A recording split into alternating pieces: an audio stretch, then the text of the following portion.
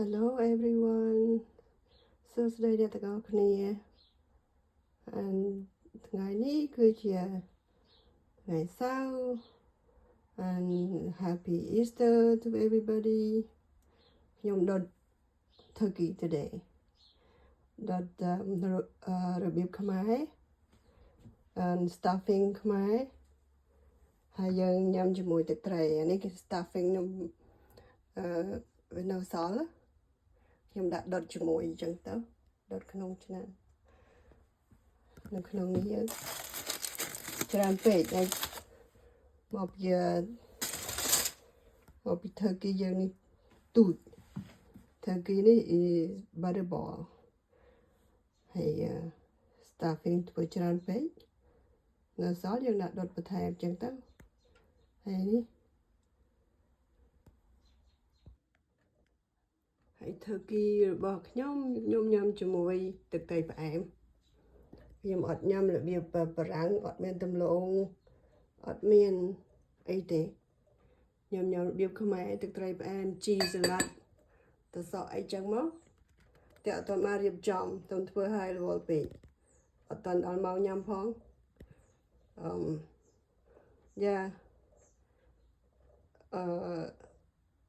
នេះគឺសាច់មាន់ចៀន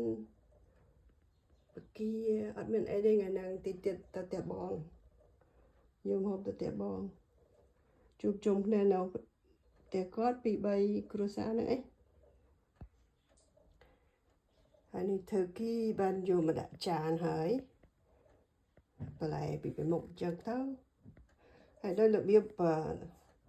យើងធ្វើ turkey នេះគ្រឿងក្នុងវាយើងមានដូចជាម្សៅសាច់ជ្រូក bacon ហើយនឹងបន្លែដូចជា lily flower គេហៅអីទេហើយនឹងផ្សិតជាផ្សេងដាក់ផ្សិតច្រើនហើយនឹងគ្រឿងហើយនឹងកតុយអីផ្សិតខ្មៅយើងដាក់ម្សៅដាក់អីចឹងទៅចាំមើលបើបងប្អូនចូលចិត្តខ្ញុំនៅមាន turkey មួយទៀតចាំខ្ញុំប្រាប់របៀបធ្វើឲ្យថ្ងៃនេះអត់មានពេលរវល់ពេកអត់បានថត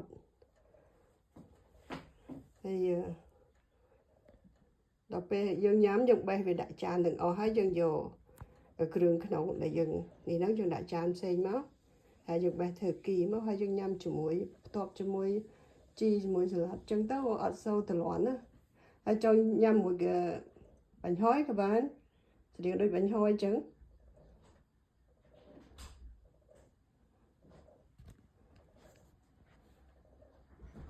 ខ្ញុំចង់ផ្ទាប់វាជាមួយ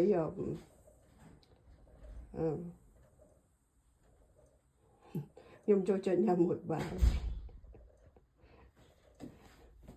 ខ្ញុំផ្ទាប់វាជាមួយទឹកត្រីញ៉ាំមួយបាយខ្ញុំរបៀប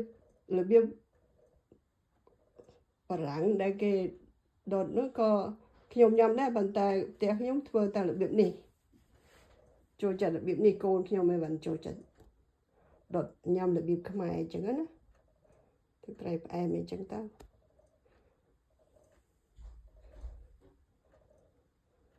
ហើយបើបងប្អូនចូលចិត្ត comment មកឲ្យខ្ញុំធ្វើអត់ប្រាប់របៀបធ្វើអត់ចាំមានពេលខ្ញុំធ្វើឲ្យមើល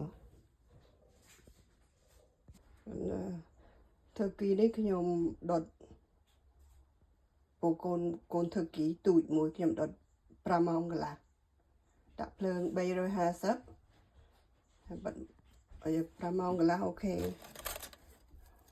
វាអត់ស្ងួតពេកហើយនេះ stuffing ឆ្ងាញ់យ៉ាងហ្នឹងណា